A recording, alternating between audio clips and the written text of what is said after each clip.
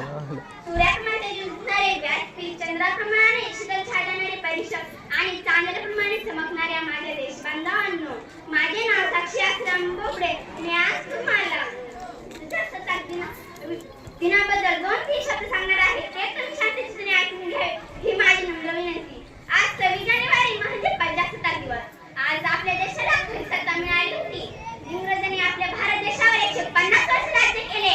आपल्या देशातील लोकांचा अनेक प्रकारे छळ केला, पण या अन्यायाला न जुमानता महात्मा गांधी, भगतसिंह, राजगुरू, छोटे अशा अंकगणित थोर महापुरुषांनी आपल्या प्राणांची आहुती या देशाकरिता दिली.